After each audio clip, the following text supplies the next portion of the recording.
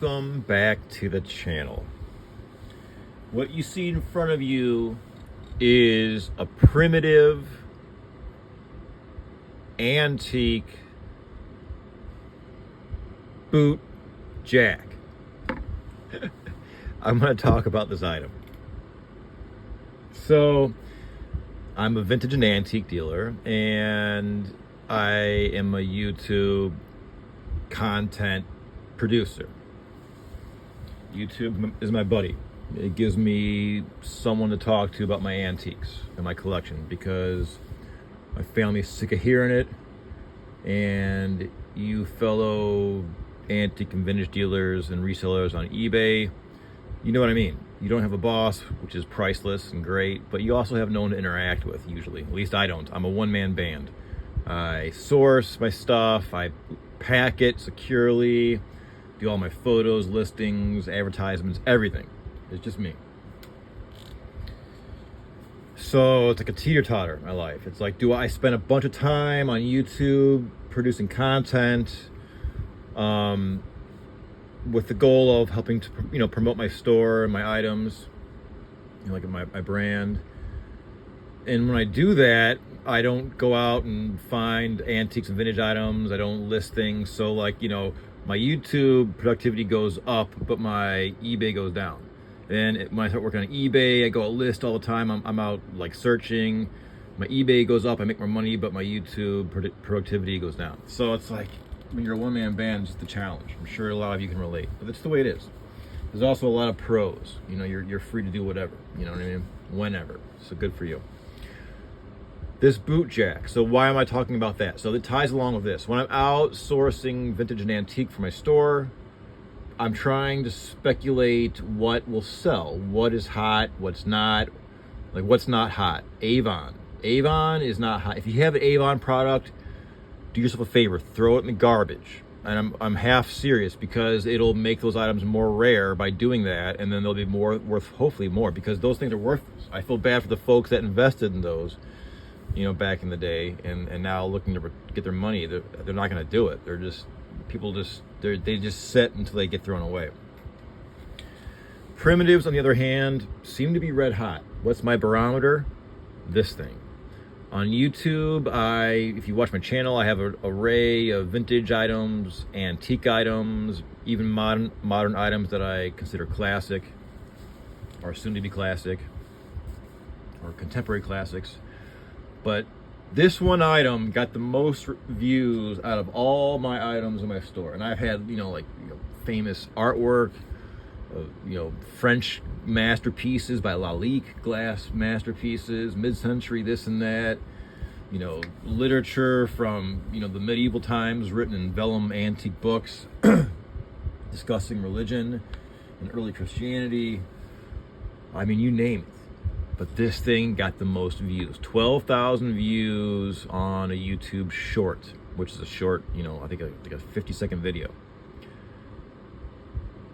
Because, and why? I mean, I'm seeing what sticks out there. I'm filming my collections, things I own personally in my collection, things I sell, my eBay store, and I'm just trying to see what people enjoy looking at. And primitives seem to have an allure and seem to capture folks' imagination more so than any other genre of vintage and antique item that I've discovered so far. I think it's just the uniqueness, the allure. I mean, they're unique pieces. They're always they're always copied. You go to TJ Maxx, and there's always rustic looking things, or in antique malls, they always have a rustic place where it's all new, but it looks like this. This is the real deal. This is cast iron and a chunk of wood. So when I found this at an antique mall, there was two of them. I bought this one and another one. The other one sold. The other one was a little bit more mechanical. I said, well, I think they're $25 each. And I'm like, this it's a little bit higher than I want to spend, but I'm sure I'll make some money, and these are quite unique. And that's what really sells. Strange and unique sells. Primitives were big in the 90s, but I mean, now, it's mid-century modern, but I'm telling you, I mean, primitives always have a ton of views, way more views than anything else. Like my mysterious Amish flea market, items. People love those videos. I get a lot of responses, but this was the best out of all my stuff. So what is it? It's a boot jack. You put it on your deck. I'm guessing it was like nailed in, or just like a spike was in someone's deck. And then I got my trusty boot right here on standby. So you just back your foot into it and, you know, wedge it in, and then lift your foot out, and your foot comes out, and your boot stays. That's it. You know what I mean? How old is it? My guess, 18. I don't know. If I had to bet money on it, 1880. It could be 1850. Anywhere from 18. I mean, this is, you know, unless you find this in the Sears Roebuck catalog, how the hell are you gonna know? 1850 through 1910 to play it safe, somewhere in there. I love this boot jack, this illustration. I don't know if that is marker or what, charcoal, but illustration, boot jack, David something or other. This was found in an antique mall. So, and I think this is one of those things I put in my eBay store, and then when it got all those responses, like no one bought it, they watched the video, so like I kind of like took it out of my eBay store, because I'm like, well, maybe I should, you know, just have this on standby. Kind of like, you know how a magician has magic tricks to entertain people? Well, I kind of feel that an antique dealer should have antiques. So if I go to like a house party, or if I like those like pop-up park county, like those like neighborhood park pop-up markets, I can have things for like a show and tell that are also for sale, but things that are more unique like this, that captivate the imagination, you know what I mean? The proof's in the numbers. So this is it. I mean, there's no maker's mark that I see. Just a chunk of cast iron and a chunk of wood, you know? It's definitely used. It is what it is, and it works. It still works, right? So to all you antique dealers and vintage dealers, I mean, just think out of the box, because it's like not what you assume. Like, for example, it's like when I started dealing a few postcards on eBay, when I got into that realm, I would go out and buy these really great, you know, late 19th century postcards from New York City, Statue of Liberty, you know, landmarks, things like that. Because I thought they would sell really fast, right? It's famous, everyone knows that. But no, they sat. I think I still have them. And that was like 4 or 5 years ago. What sells are the small towns you've never heard of. That sounds extremely counterintuitive, but trust me. Go find some postcard from some, like, let's try this.